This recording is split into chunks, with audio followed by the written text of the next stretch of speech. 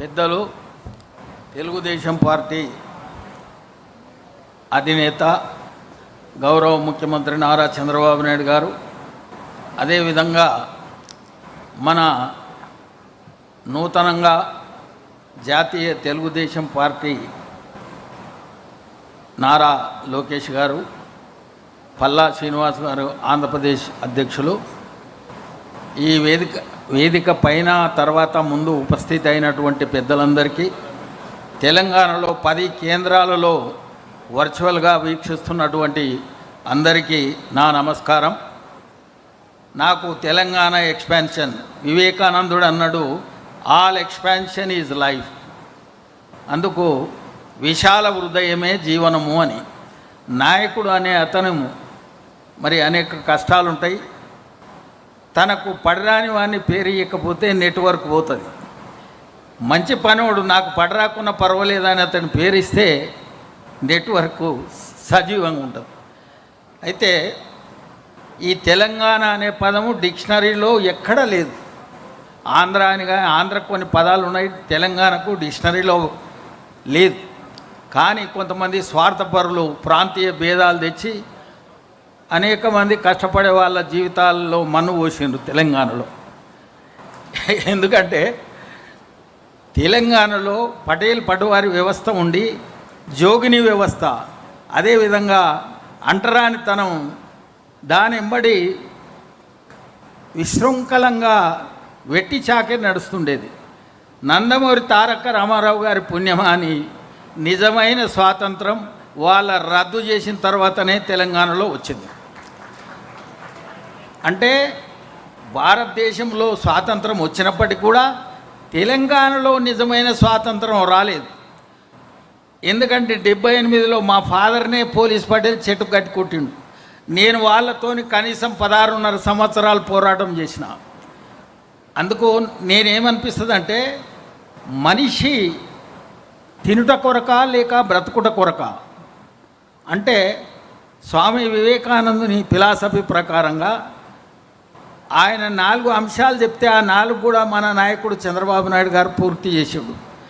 పెద్ద ఆయన భారతదేశంలో ఏకైక ముఖ్యమంత్రి, మాల మాదిగలకు ఆశ్రమ పాఠశాలలు అందించిన మహనీయుడు, జాలరికి వ్యాసుడు, మాలెతకు పరాశరుడు, సుతులు ద్విజులైరి లెక్కకి మించే.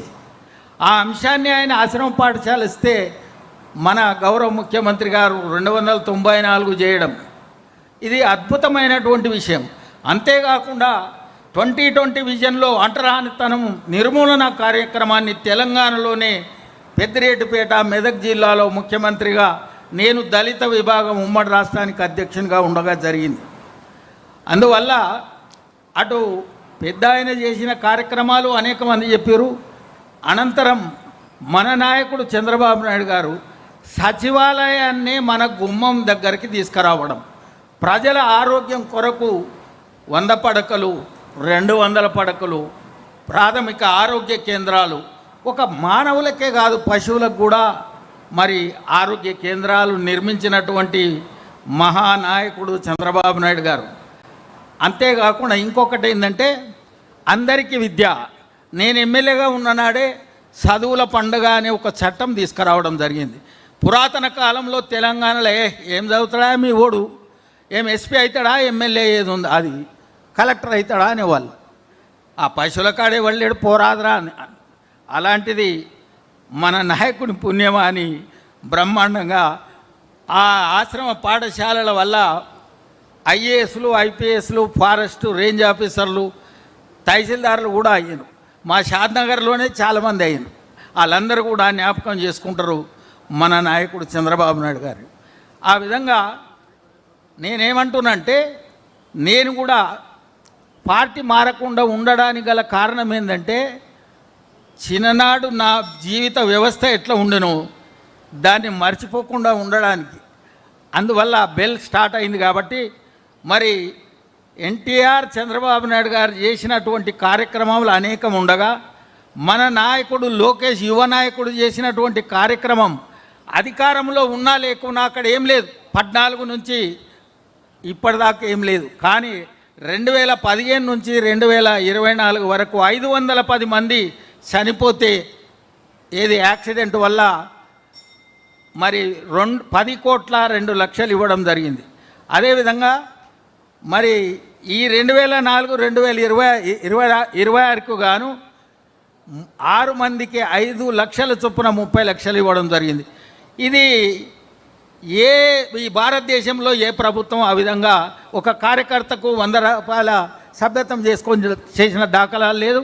చివరగా ఏంటంటే మన నాయకుడు చంద్రబాబు నాయుడు గారు చేసిన మహా గొప్ప పుణ్యం ఏంటంటే తెలంగాణకు 540 మంది తల్లిదండ్రి లేని వాళ్లకు విద్య ఫ్రీగా మేడం ద్వారా నడుస్తుంది. అంటే 29 సంవత్సరాలు అయింది ఇప్పటికీ. కాబట్టి ఇవన్నీ కూడా రాబోయే తరాలకు మరి తెలంగాణలో 1,78,970 మెంబర్షిప్ చేయడం జరిగింది. వీళ్ళందరినీ కూడా రేపు వాహనాలు వాడకుండా సైకిల్ మీద ప్రయాణం చేసి ఎన్టీఆర్ గారు, చంద్రబాబు నాయుడు గారు, లోకేష్ గారు చూపించినటువంటి ఈ అభివృద్ధి కార్యక్రమాలని ప్రజల దగ్గరికి తీసుకుపోయి రాబోయే కాలంలో తప్పకుండా పార్టీని మరి పురోభివృద్ధి చెందే అందుకొరకు అందరి సహకారంతో యువకులు, మహిళలు, పెద్దలు, చిన్నలు అందరి సహకారం తీసుకొని మరి తప్పకుండా పార్టీని ముందుకు తీసుకుపోయే ఎక్స్పాన్షన్ కొరకు నేను ధర్మబద్ధంగా పనిచేస్తానని కోరుతూ సెలవు తీసుకుంటున్నాను.